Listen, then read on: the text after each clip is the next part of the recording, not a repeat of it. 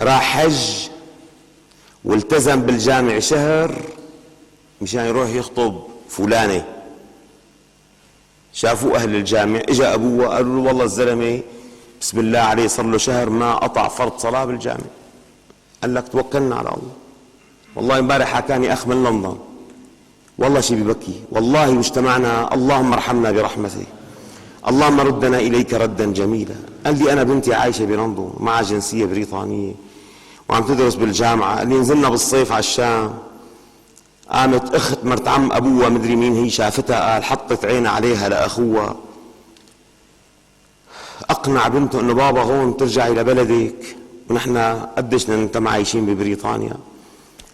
سأل عن الشاب قال لي زكوه وخالته هي اللي هي قرايبته اللي ساعدت له بجوازي، وشو بدك احسن من هيك. واو واو واو صلاته قالت له بيقطش شوي بس بإذن الله إذا الله أكرمه أعطيته بنتك بده يصير حطها برقبتي.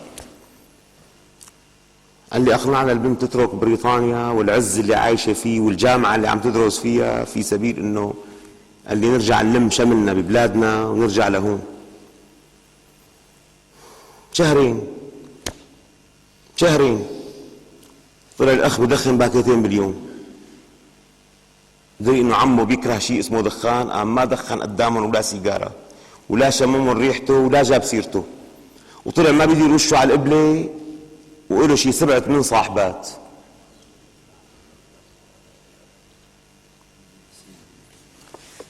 والله دق لي من لندن امبارح عم يبكي، قال لي ولا جاي بنتي حامل. قال له لا حول ولا قوه الا بالله. قال هو عم يقول له لابوها انه انا بدي احسدك على هيك تربايه، لانه قال استغضبها لتسبه بشي كلمه قامت ما سبته.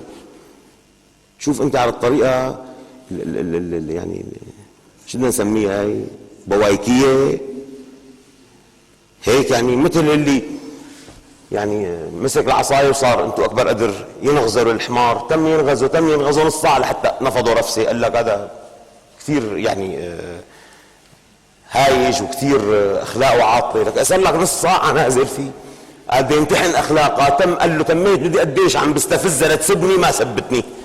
طيب ما زال ادركت انت انه البنت مربايه هالتربايه، ليش عم تسالها؟ ليش عم تسالها؟ مجتمع بخوف. اوعى شي يوم ينضحك عليك انه فلان من تلاميذ فلان بيصلي. لك شو في ناس عم تتستر يا جماعه بستار الصلاه. دعانا واحد لعقد زواجه، انا الحمد لله كنت مدعو من اهل البنت مو من الشاب، وجابوا لي الكتاب اللي طالعوه.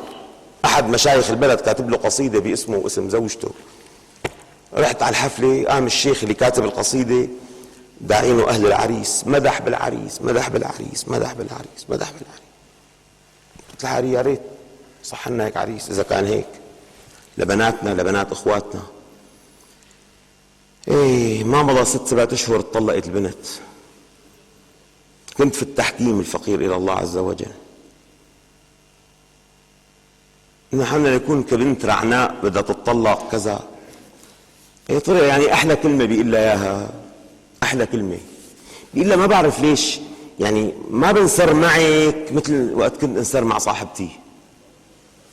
هذا اللي المشايخ عم تمدح فيه سيدنا وابوه فلان وجده فلان. لك خلينا لا اله الا الله، شو بدنا بابوه بجده؟ بدنا اياه هو.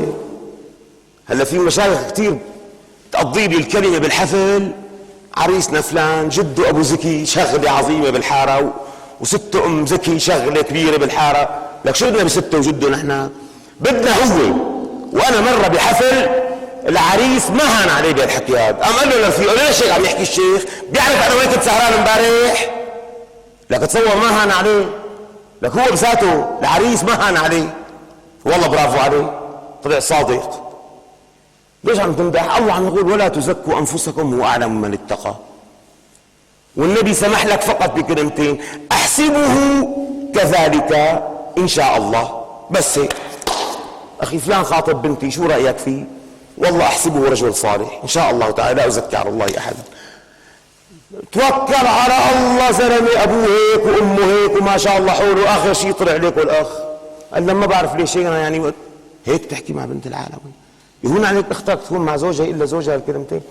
لك وين التدين؟ وين فلان ابن فلان ام فلانه وينها؟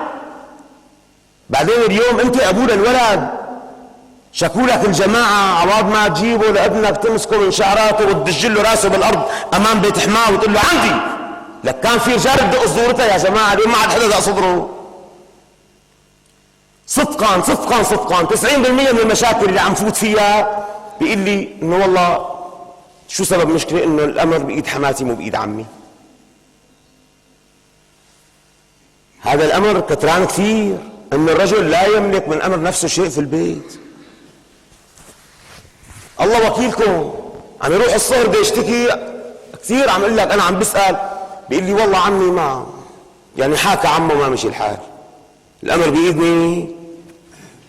بايد العقرب. هذاك اليوم واحد فشل لي قلبي، قال لي لحماته شو بدي؟ قالت له بدك تعتذر منها وتصالحها. قال لها تكرم عيني. مد ايده قال لي انا اسف حبيبتي يلا قومي على البيت. قالت له لا بدك تجيب لها عقد. إيه؟ قال لها شو رايك تنزل تنقيه هي؟ قالت له ايه قومي روحي معه. ولبست امها واجت معها، قام صفنا على القصر العدلي. قالت له شوفي؟ قال هذا الصايغ تبعنا. الله وكيلك. قام اطلع بمرته قال لها هون كرمتين، بدك ترجعي مع امك ولا تروحي على البيت ولا ننزل لعند الصايغ؟ شافت هي هيك قامت حماته صفرت، قالت طلع ما بيمزح معه.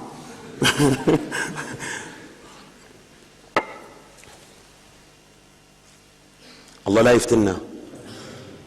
والله من كم يوم قاضي شرعي عم يقول لي، قال لي والله 50% نسب الطلاق، 50% نسب الطلاق. هلا انا حاسالكم كلكم كل شيء عمره من فوق ال 40 سنه بتذكر انه في له عمه طلقت ولا خاله طلقت؟ ما بعرفها انا بالعيله كلها هي. وانا بعرف اهل الشام لما كانت البنت تحرد يقوم ابوها يروح لعند صهره يجيبه ويجي. صح ولا لا سيدي بعدنا؟ انه شو في بينك وبين بنتي؟ الاب بيصالحه ويدق صدره اذا البنت مأخطأة. الاب بيقول له خلص عندي. شو هاد؟ اليوم عم لك ما في حدا يدق صدره، بيطلع بمرته ايه. هي نكتة 2008 مو 2009، تبع 2009 لسه ما طلعت.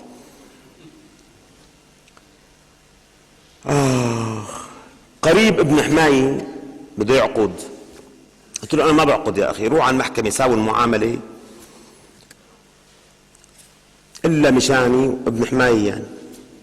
رحنا توكلنا على الله. ايه سيدي؟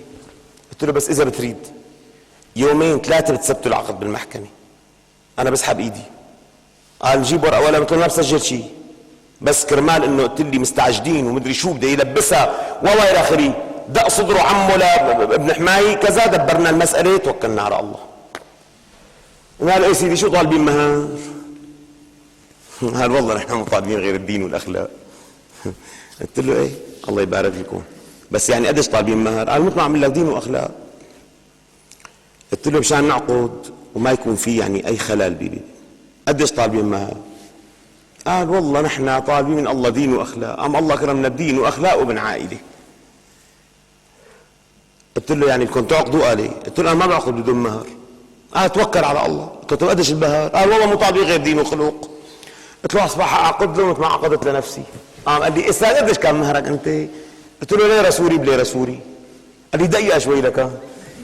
فات غاب ثلث ساعه طلع قال نص مليون معجل مليون مؤجل. يا حبيبي انت والدين والاخلاق. شو في حلاقين معنا هون شيء؟